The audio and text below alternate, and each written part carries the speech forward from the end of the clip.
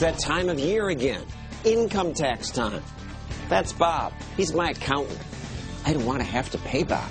I don't want to have an accountant, but I do have to because taxes are so complex. I don't know how to fill them out. Most Americans don't. Most people today hire someone else to do their taxes. I just don't know how to do what he does. Mine are probably worse than most because I get income not just from Fox, but from my speeches and my books. So I have to pay Bob, what, several $1,000s a year? That's nobody's business. Probably true. But what a waste. Think of what I could do with the money. I could get 100 massages. I'd much rather do this than pay for Bob. I could have this delicious steak dinner 200 times a year. I could buy this cool motorcycle. I could take this cruise ship all the way from New York to Venice and back. Or better yet, I could do some good for the world. The same money I waste on Bob, I could buy 2 Habitat for Humanity homes overseas. Or I could pay 3 kids' tuition at this Catholic school. Bob would lose out, but he could find more productive work. Maybe he could build those charity houses. Anything would be better than so many of us spending thousands of dollars on this stuff. So tonight, let's attack the tax system.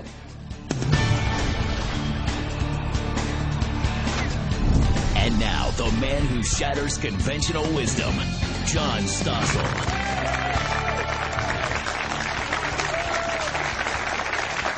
Here it is in all its ugliness, the U.S. tax code and its explanations.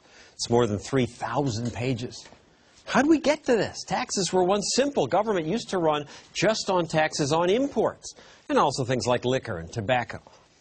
But then in 1913, the politicians decided we need more of your money, so we got the income tax. Here's the first 1040. It was pretty simple. Just 4 pages with the instructions. Look how little money they took. 1% on incomes between $20,000 and $50,000. Just 1%. Also, anyone making $50,000, that's the equivalent of someone making $1 million today once you adjust for inflation. Those in the top bracket had to pay 6%, but you didn't hit the top bracket until you earned $11 million. But leave the amounts aside for a moment. Look at the change in how complicated the forms are. From those 4 pages, what do we have now? This is the current 1040. If you include the instructions, 176 pages. How did this happen? Well, a new movie out this week tells the story. It's called An Inconvenient Tax. During World War I, the top tax rate moves from 7% to 77%. And suddenly, taxes become a huge concern of a lot of people. People came to Congress. The first deduction, the first one that was really focused on the tax laws, was the charitable deduction. And that's because presidents of universities and colleges came to Congress and said, look, we're not getting contributions. You're taking 77% of the top dollars of rich people. So Congress said, well, we'll give you a charitable deduction. And then people said, we need a lower rate for capital gains, and then a deduction for retirement plans, for children, and so on. Still happening, because everyone wants a break, and politicians love giving us gifts. Give families a $10,000 tax credit for 4 years of college and increase Pell Grants. And then the politicians applaud themselves for their generosity. And they campaign by making promises to the favored groups.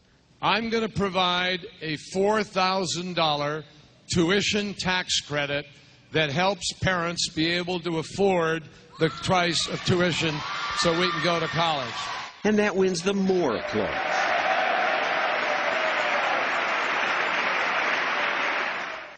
And the tax credits bring us more pages in here. Can we bring a camera in closer? I mean, look at this fine print. 3,000 pages of stuff filled with these special exemptions. And partly because of all these exemptions, to get the money they wanted, politicians kept raising the basic tax rate. By the 1940s and 50s, the top rate was 90%. That changed, as the movie explains, thanks to JFK. first president of the modern era to embrace the issue of the income tax was John F. Kennedy. He was the first president to realize that high tax levels stifle economic growth, and so he proposed top-to-bottom cut in both corporate and personal income taxes. His tax advisors came along and said, but these high rates retard economic growth. And that began the real conversation about the relationship between tax rates and economic outcome. He'd actually gone in and slashed the World War II and Korean War tax rates, the marginal rates across the board. He took the top rate down from 91% to 70%, and the bottom rate down from 20 to 14%. And we had several good years of growth after the Kennedy tax cuts.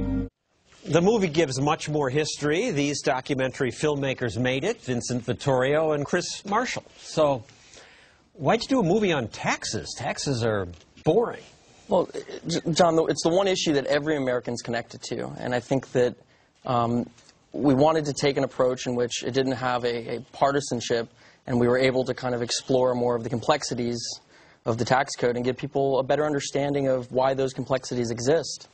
And you interviewed lots of people on all sides, and what was the main conclusion? Well, one thing that virtually everybody who we interviewed agreed upon is that the tax code is way too complicated, and it doesn't do a lot of things that naturally would take place in our economy, people making decisions in their normal lives. Instead, they have to factor in the tax code in their lives. So and that takes time and changes our behavior, wastes creative energy. I mean, the president who had some success in simplifying it was Ronald Reagan. After JFK, he was the next president to reduce taxes. Let's play some more of your movie. We must go forward with a tax relief package. I shall ask for a 10% reduction across the board in personal income tax rates. The context for him was the movie industry. Hey, wouldn't it be something if the president came to see us? He'd make a certain number of movies, and then anytime he made another movie, he figured that 80 or 90% of the income he was getting from that movie would go to the federal government. So he would stop making movies and go off and ride horses. He just became convinced, based on his personal experience, that a high tax rate discourages people from working hard and going the extra mile to be productive.